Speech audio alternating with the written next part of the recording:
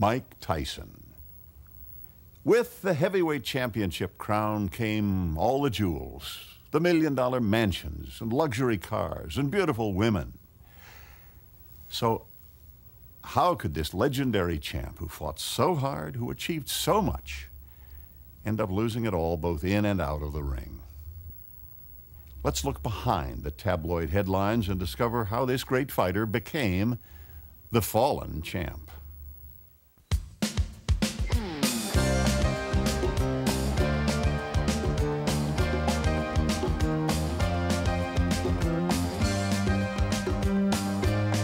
And Tyson was never meant to be a great champion. He didn't have the character. He was meant to be a shooting star.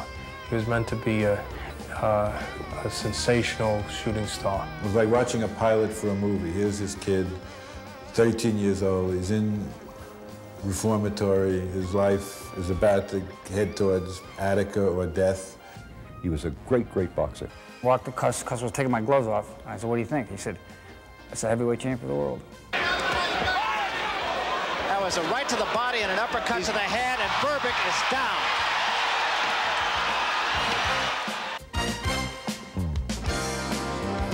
And he's down again and in serious trouble. He cannot control his temper. Mrs. Tyson did not want to sign a domestic violence complaint.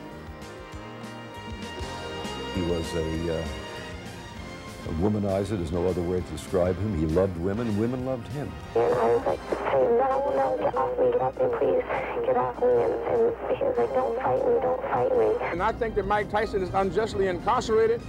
I think in Mike Tyson's particular case, the due process was derailed. We got to put it back on track again. I was asked, after 3 years in prison, could Mike Tyson beat Lennox Lewis?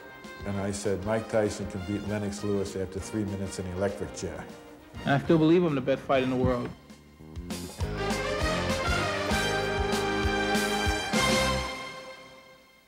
Michael Gerard Tyson was born into crushing poverty on June 30th, 1966. Tyson doesn't like to talk about his early days on the streets of a Brooklyn ghetto. There are no pictures of his mother, Lorna, but Michael was the third child in the family fathered by Jimmy Kirkpatrick. Kirkpatrick never married Lorna Tyson, so it was her last name that he was given. The Tysons, close to destitute, lived in Brownsville, one of Brooklyn's toughest neighborhoods. Kirkpatrick abandoned the family before Mike's second birthday. And some would say Tyson spent most of his first 25 years searching for a father figure to replace him.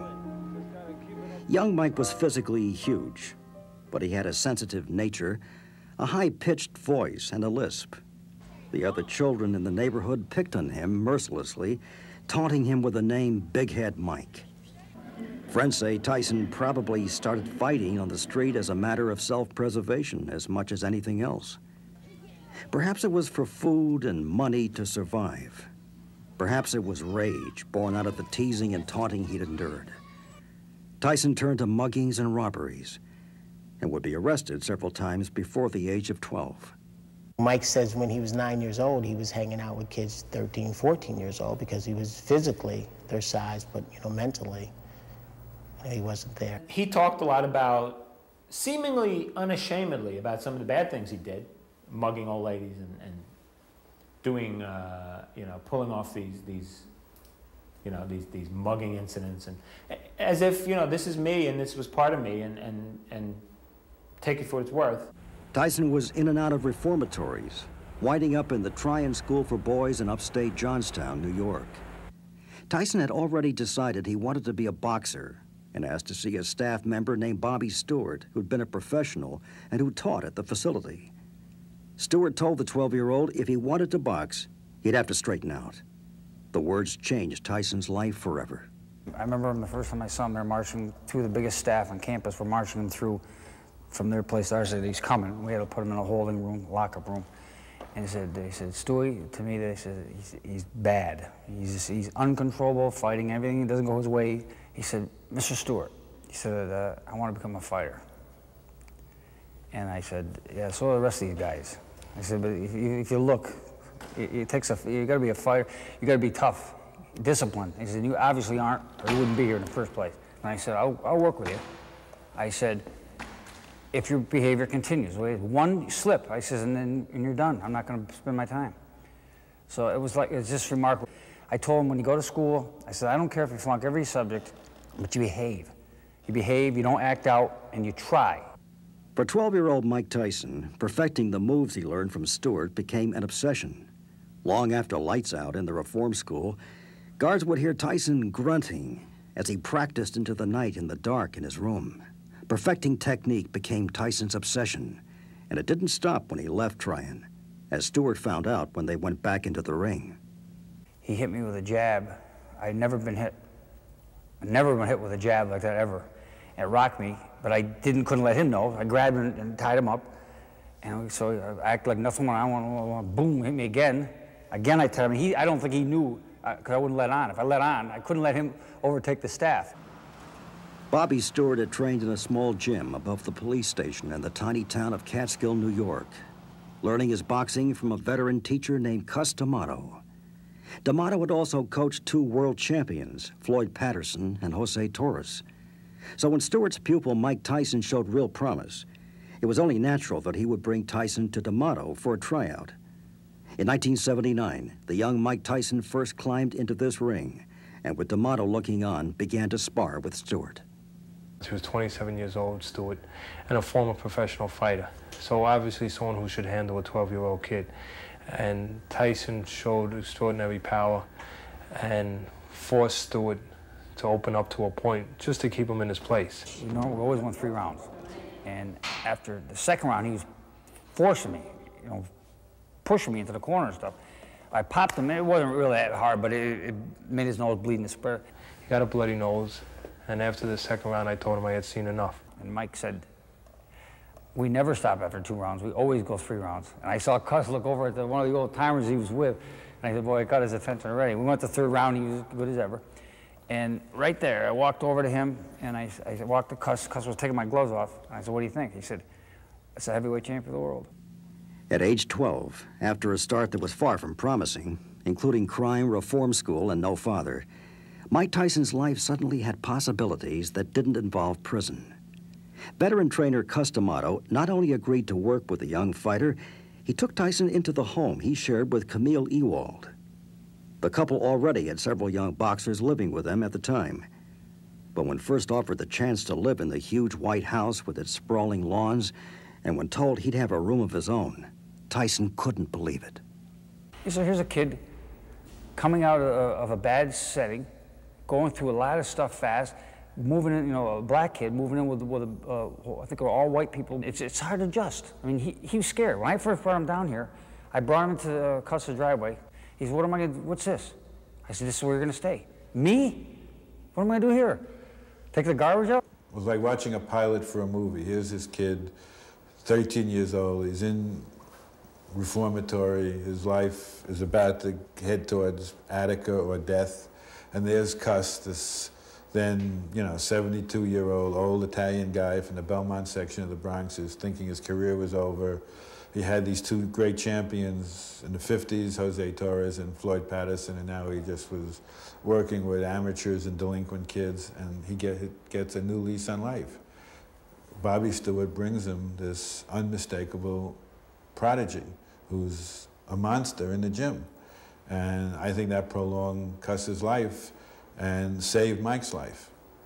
Tyson's new surrogate family was headed by D'Amato, who was already a boxing legend, having trained 2 world champions. When D'Amato talked, people in the fight business listened. Reporters and camera crews visited the small gym and Catskill home regularly. They saw that Tyson had immense potential, and they noticed he wasn't the typical rough street kid.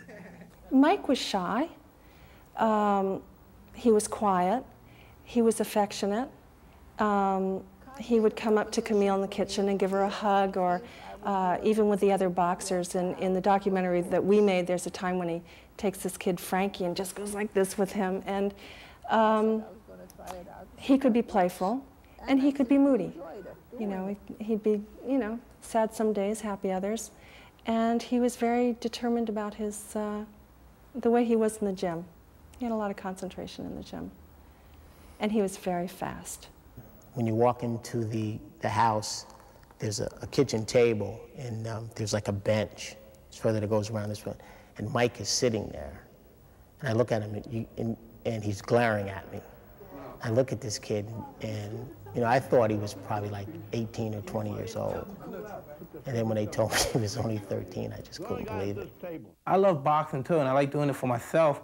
But you know, I feel so bad, you know, like if anything go wrong, when I look sloppy, so many people that, you know, help me and everything to get me up here, and I just don't want to let them down. I can remember Mike asking me to borrow my bicycle. And I said, sure, you can take a ride on my bicycle. And he was looking, you know, he just couldn't believe that I would give him my bicycle. And then he broke the pedal, you know, and he was just waiting for me to, I guess, to explode. And when I said, don't worry about it, Mike, it's no big thing, it's just a pedal. And you could just see, he was just shocked that someone, you know, would do things like that for him. That's it, see, ain't no way he's gonna hit you then, right? And remember, it's always good to throw the punch where you could hit him and he can't hit you. That's what the science of boxing trained to get away from punches, not only defensively to save himself, but to create openings for his power and for his speed. And he was taught that specific style, to elude punches, to slip the straight, and to weave the round, and to explode punches in the opening. I remember Cuz showing him how to throw the uppercut with the proper snap, and Mike would come right over here in the mirror and just practice it for like, you know, round after round. With D'Amato as the teacher, Tyson became an obsessive student of boxing. Not just technique, its history. While in the gym, he practiced D'Amato's peekaboo style, fighting with one's hands high, as if in a defensive screen. At home, he would spend even more time practicing moves, as he had late into the night in the reform school. And his spare time would be dedicated to studying old boxing films of fighters like Henry Armstrong and Jack Johnson. He studied the fighters. He studied their mannerisms. He became a boxing expert. He knew more about boxing fights than almost any human being alive. That's it, there you go. Now you got, again. Who's the last guy to stop? Time. Teenaged Mike Tyson had found something at which he could excel, and for which he would win praise and recognition. But flashes of his life on the street shone through. If I think about where I'm going to hit him and how many times I'm going to hit him, I have everything planned ahead of time. And if I hit him in the body once and I see that hurts, I'm going to hit him in the body at least 20 more times. And then if he's still up after the 20 more times, I'm going to hit him to the head. Well, he was like a sponge. He first of all, part of what makes a guy a good student is their assets, physically and mentally. Great physical assets, obviously. Speed, good reflexes, power, and he had an innate intelligence, which we later found out. But one of the great assets and qualities you need to be a good student is interest. I remember he was about 17, and I went up to his room in Catskill, and I said, well, what fighters are you watching now? What fighters do you admire? And he started to talk about Rocky Marciano, Tony Canzoneri, and Carmen Basilio, 3 white guys. And I said, well, why are you studying them? And he says, they all had short arms, they all had to fight guys taller than them, and I want to learn from them how to get inside and overcome a reach disadvantage. I can remember one day we were sparring, he hit me with just like this ungodly body shot, and it knocked the wind out of me. And I was saying to myself, if he throws another punch, I'm falling down, you know? And I was like, the only thing I could do would feint a punch.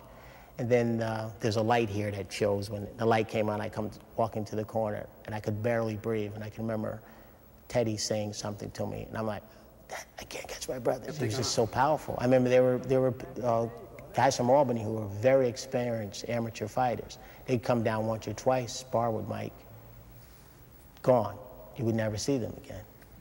Tyson chose a nickname, the Tan Terror, and started winning a series of fights.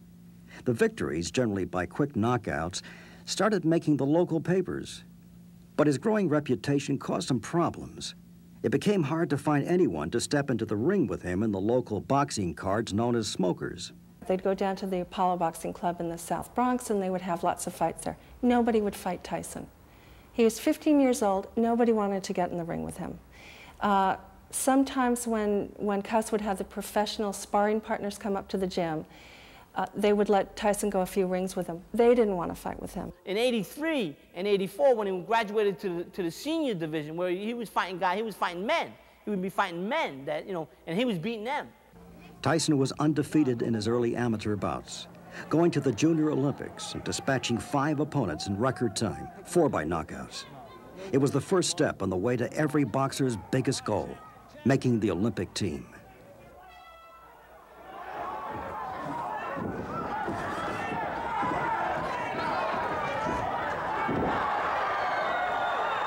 It was the first positive things that ever happened in his life. I mean, and he was getting in the newspaper for more than a police blotter. The quickest route to boxing prominence is an Olympic gold medal, and Tyson, backed by D'Amato, entered the competition to make the U.S. team. It would prove to be his first disappointment in boxing. His opponent in the finals was Tyrell Biggs. Later, as a pro, Tyson would knock him out. But under the Olympic scoring system, Biggs' light jabs counted as much as Tyson's sledgehammer blows. In the Olympic trials, Tyson lost and didn't make the team. He really got robbed. He really won. Mike should have been the Olympic champion. With his Olympic hopes dashed, Tyson went off to fight and win in Europe. Though without a gold medal, marketing Tyson would be tougher. Among the key backers at the D'Amato Boxing Club were veteran fight managers Bill Caton and Jimmy Jacobs, who would handle the early career of the promising teenager. Caton came up with a video you're now seeing, a compilation of Tyson's early fights, showing his devastating power. We made cassettes of all of Mike's fights and got them right out to the television stations.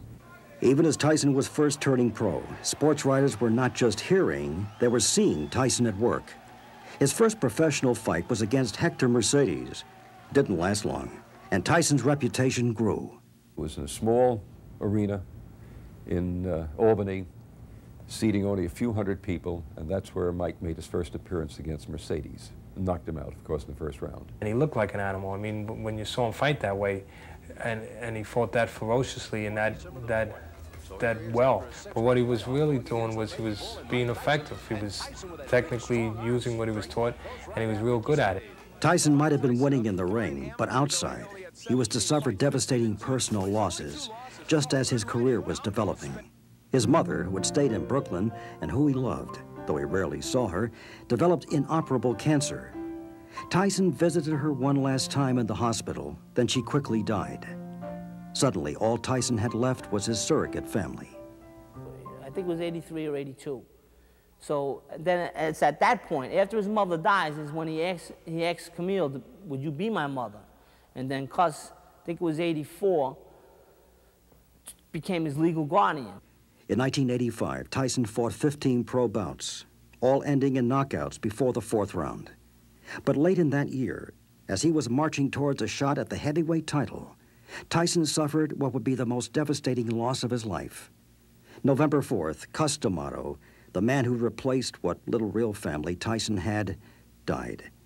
Before his 20th birthday, Tyson was once again emotionally alone. The championship fight was 10 months away, but the lessons D'Amato had taught him were what kept Tyson focused as he prepared for the match. And I asked Mike, as we were driving along one that day, I said, Mike, what would Cus say about this guy, about Berbick? And he said, what do you mean? I said, what kind of fighter do you think Cus would say this guy is? Because I wanted Mike to know exactly what level fighter Berbick was, so he wasn't too terrified, too afraid, too nervous. And Mike thought about it for a second. He said, well, Cus would say this guy's a tomato can. And I said, I just wanted to see if you'd think the same way I do. He said, yeah. That was a right to the body and an uppercut to the head, and Berbick is down. 19-year-old Mike Tyson dispatched Berbick in the 2nd round, the former street thug becoming the World Boxing Council's heavyweight champion. Tyson, moments after being handed the championship belt, would dedicate the victory to the memory of his teacher, Cus D'Amato. Mike Tyson's managers, starting with Cus D'Amato, had kept the young boxer in the ring, fighting every 3 or 4 weeks. But as the new WBC heavyweight champ, Mike Tyson fought just 4 times in 1987, consolidating the title, with wins over James Smith, Pinklin Thomas, and Tony Tucker, and defending the crown with a revenge victory over Tyrell Biggs, the man who'd won the Olympic medal Tyson had been denied. In 1988, there would be 3 successful defenses, culminating in the sensational knockout of Michael Spinks in Atlantic City. Michael Spinks has to keep moving because every shot... Uppercut landed inside and Spinks went down. That is the first time Michael Spinks has ever been down in a professional fight. And he's down again and in serious trouble.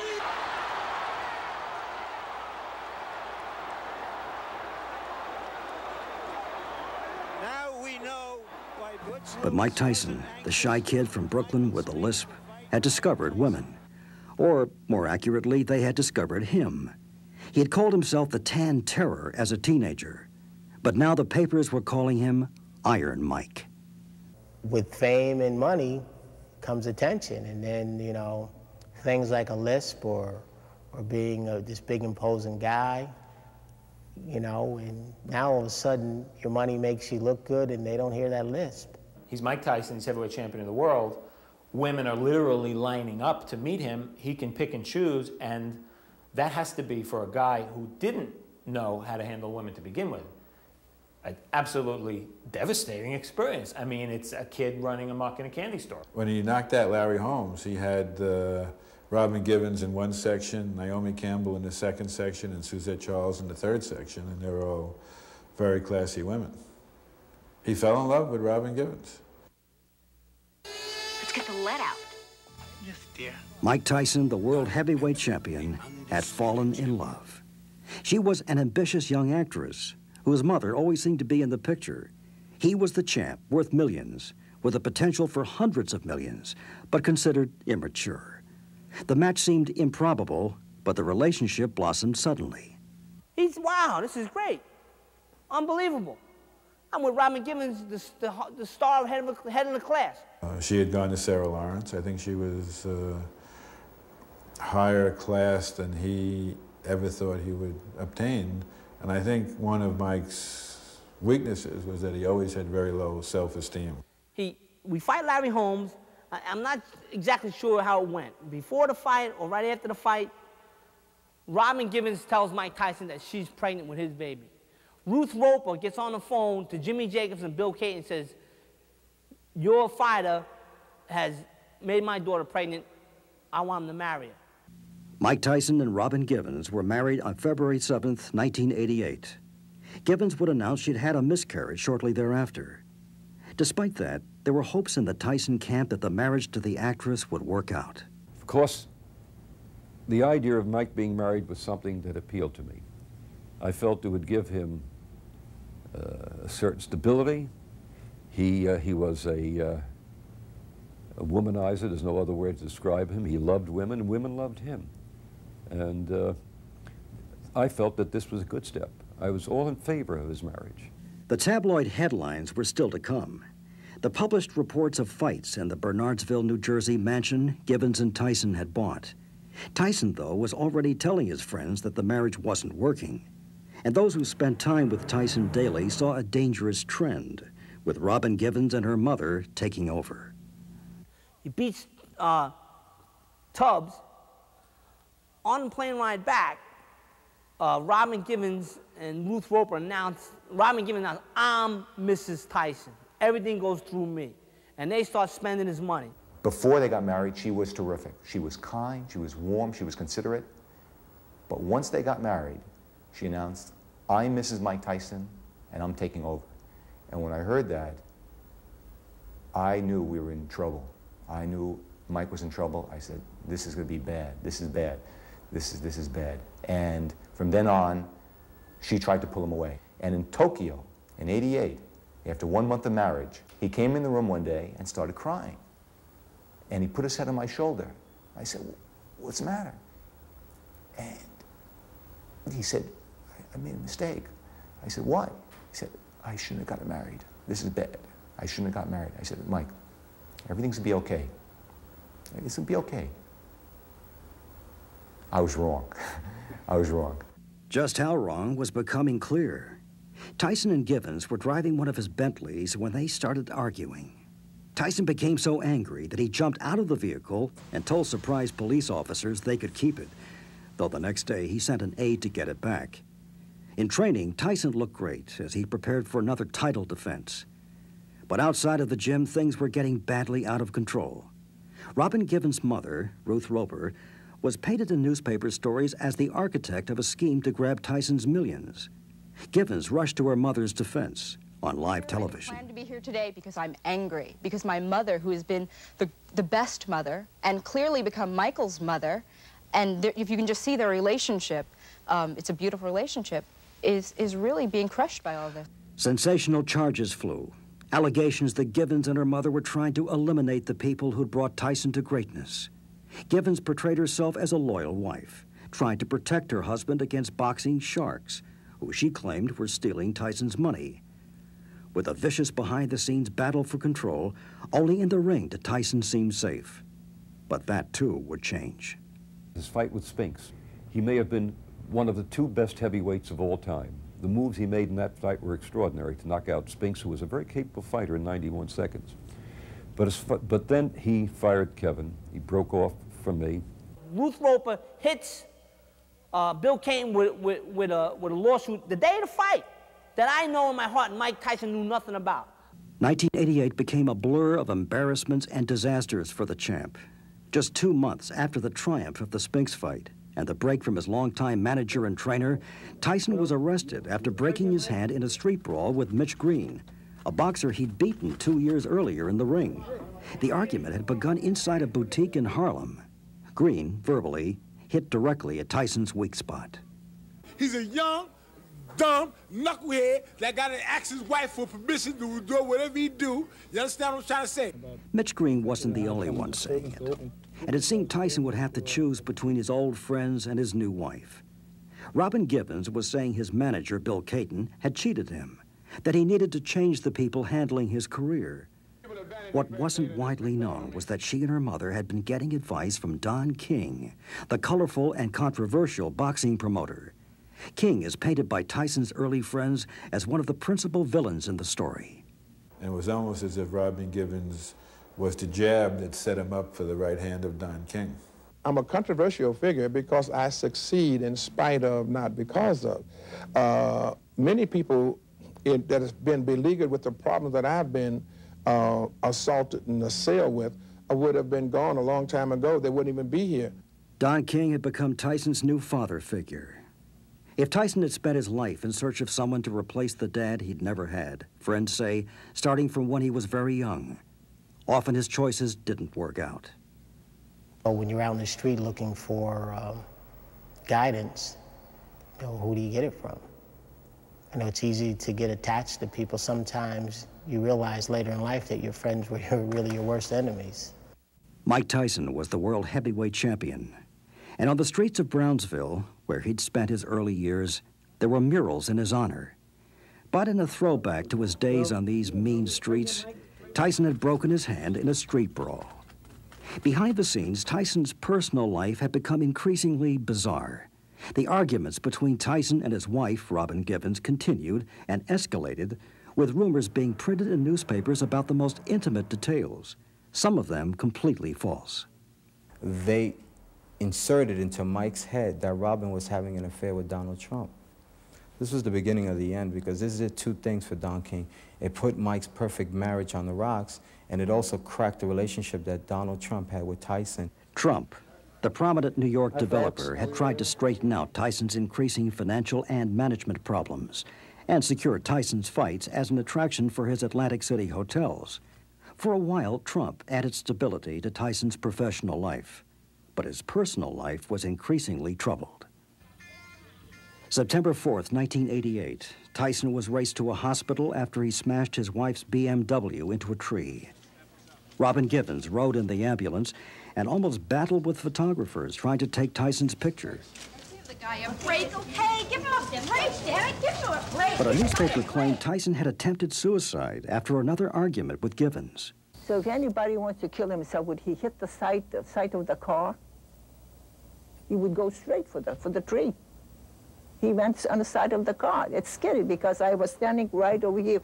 I knew it wasn't Mike trying to commit suicide. What I did know is Mike can't drive at all. Mike just can't drive, so I just brushed that off. That was so silly.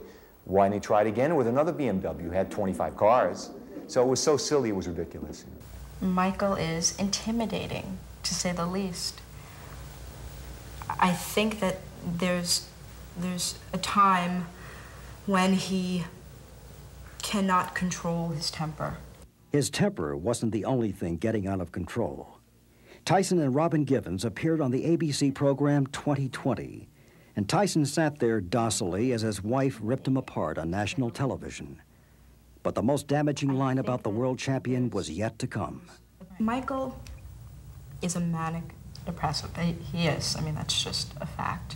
And just recently, I've become afraid. I mean, very, very much afraid. I like to raise hell, I mean, because that's basically my nature. I mean, coming from my background and everything, but I mean, I'm not a violent guy. I would never want to hurt anyone. One of them was going to hurt each other, and she decided to do it that night to expose what they were going to, because Robin never realized that Mike's buttons were being pushed. When we walked into that house, he was a 200-pound gorilla. Robin does the 20/20 and paints this brutal picture of Mike Tyson. He looked like he was dazed, like he just wasn't there. It was a few days later that, you know, he blew his stack. At no time did the police observe Mr. Tyson strike or threaten anyone. Blowing his stack, this time, meant a huge argument with Givens in which Tyson reportedly hurled furniture out of the window of the Bernardsville mansion the couple shared. Soon the police arrived. They just as quickly left. But Tyson's marriage was in shambles, as was his image. They convinced Mike that he was manic depressive, which he wasn't. In fact, Mike actually stated to the press that he was manic depressive. They put him, when I say they hired or retained the services of a psychiatrist who put him on lithium, a very dangerous mind-altering drug, so that, and kept reminding Mike to take the drug, which he should never have taken in the first place. It was time for major damage control, and Tyson's longtime friend stepped in, hiring their own psychiatrist.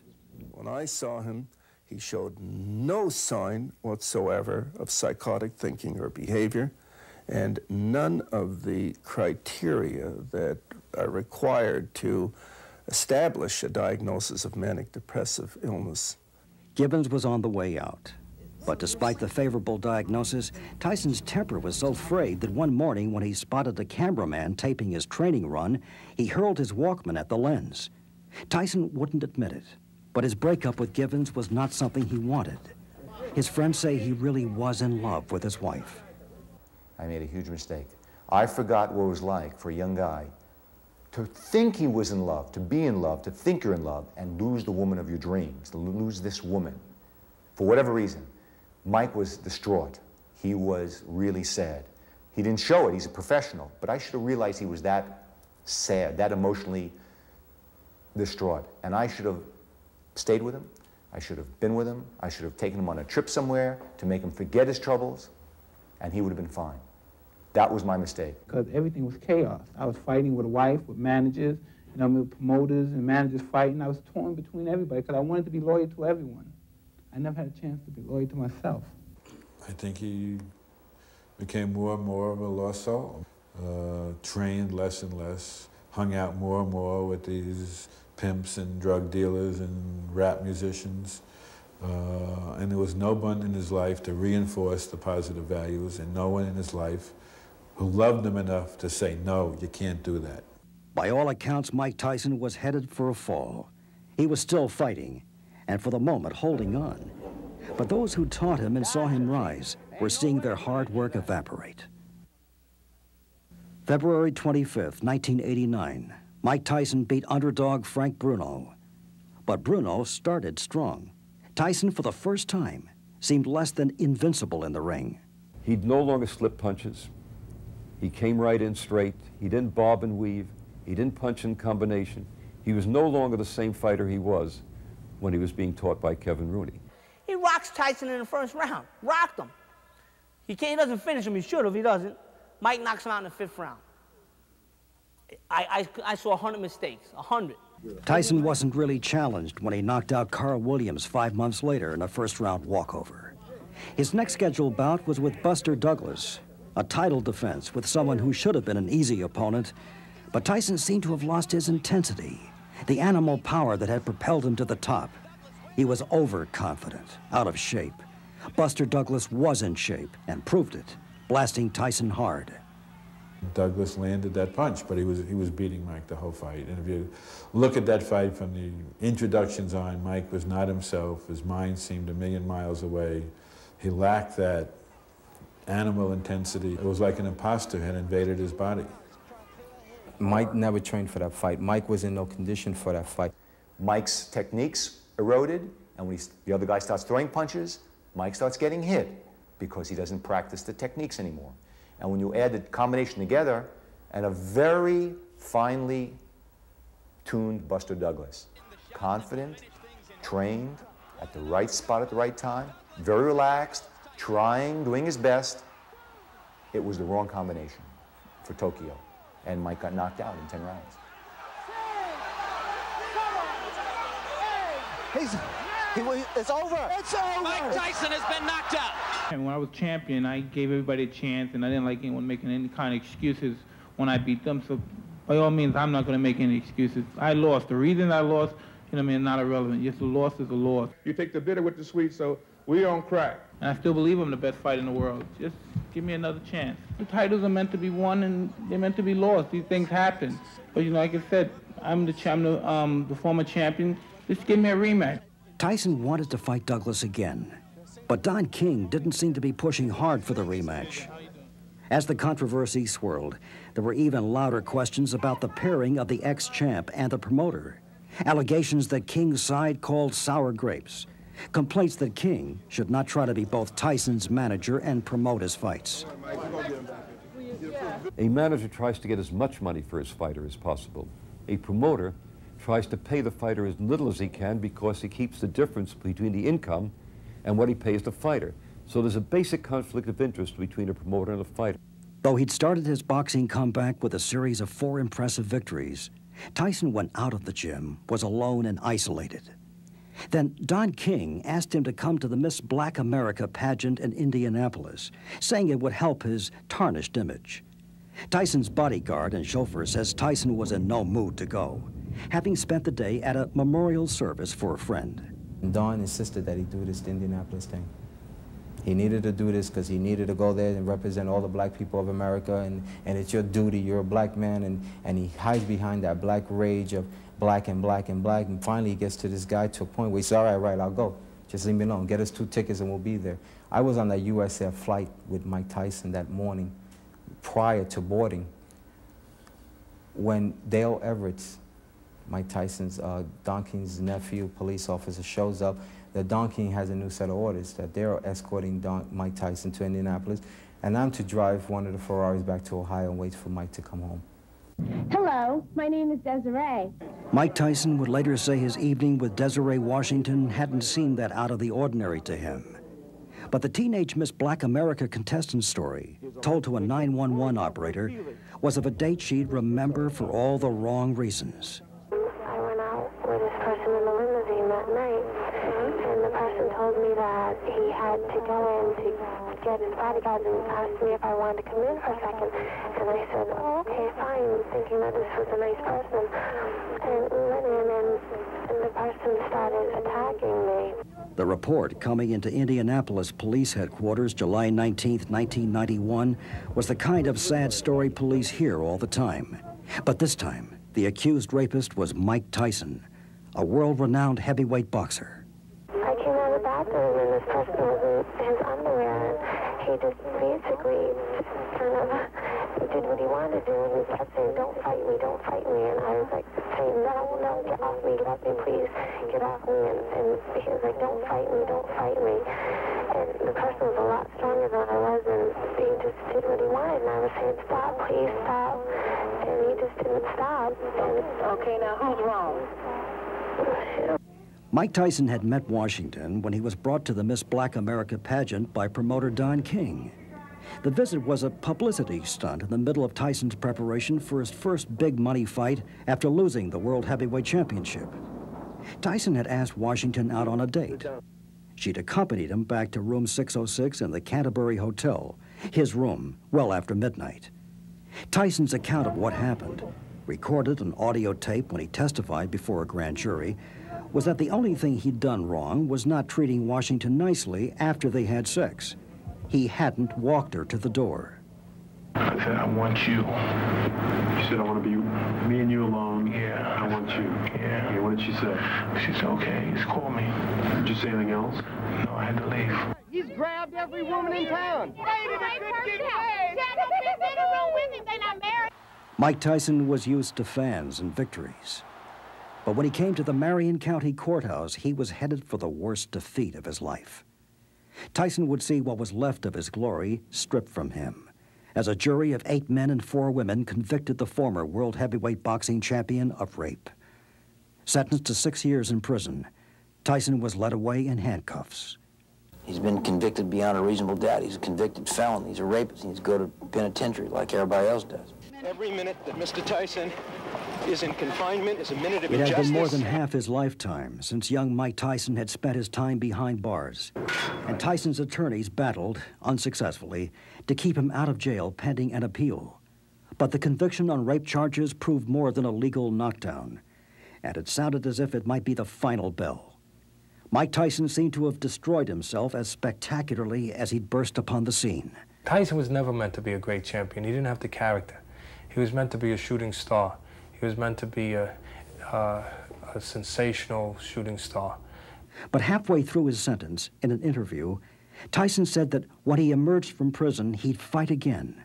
And he declared he isn't upset with a woman who'd accused him of date rape. I'm not angry at it. I just despise the actions.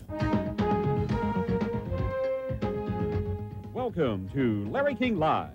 Tonight on our King Size Week, Mike Tyson. So there's no bitterness? Or is there? I'm not bitterness, but, you know, this is one time I would like to have a little revenge. You know what I mean? I always go from this perspective. Whatever happens, you know what I mean? And sometimes you hit me with your best shot, and we see how I handle it. But when the same thing happens to you, we must always remember never to take it personal. I never take this personal. Tyson's friends say it was the completion of a tragic circle. Tyson was totally alone. The key figures in his life were gone, just when Iron Mike needed them most. If any lesson that Mike Tyson has taught me, as my experience, is that money cannot buy you happiness. It can only buy you time until you realize that you're not happy. And that's the question here. He wasn't happy. When those boxing lights went out in those rings and everybody got a cut of their millions, and I was still sitting with the same guy who I met 6 years ago, who had no friends, no interests. But my situations of my life have to be conducted totally different than it was before. The Mike Tyson that was out there before conducting business was just a child. I wanted to tie it. I was just 20, just turned 20, I wanted to tie it. I was just a child. And I left, I had no chance to cultivate myself. Because if I did cultivate, I didn't cultivate in the proper direction because everything was chaos. In prison, Mike Tyson says he is a changed man. He has converted to a new religion, Islam. But he's fallen back to an old belief about those around him. I believe everyone that's involved in my life, one day or the other, will betray me. I believe that. I'm totally believe that. Artist Leroy Neiman is one of those who visited Tyson in jail. He's smaller, lighter, but he's clean. His complexion is clean, you know, and his eyes are just completely pure and clean. He listens, he's sharp, he's relaxed. He's counting the days, I guess. The greatest country in the world, man. This is America, baby. Okay. Don King was facing his own legal troubles, having just been indicted for insurance fraud when he was asked about Tyson's future. What do you think he can come out and fight and win? Yes. Yes, yes. I've been robbed and abused and taken advantage of all my life and lied to. I'm not going back into that same predicament again. You know what I mean? Eventually, I'm going to have a family, and I'm going to have children, and I have to set an example for that. I'm a specialist in it. I'm just a specialist. There's no doubt about it. And Allah forgive me for being vain, but I'm just expressing the fact I'm the best in what I do. I'm just the total best. There's guys out there that are great. They're great fighters, but they could do anything else. This is all I want to do. The youngest and new WBC heavyweight champion of the world, Michael Tyson. Will Mike Tyson make a comeback? Some say his time spent in the Indiana Youth Detention Center has only served to make him hungrier and more willing to do whatever it takes to regain the glory of his past. But whether or not Mike Tyson ever becomes champ again, there's little doubt that boxing promoters around the world will see his return to civilian life as an opportunity to stage some of the biggest, most lucrative boxing matches of all time. When Tyson is released, they'll be waiting.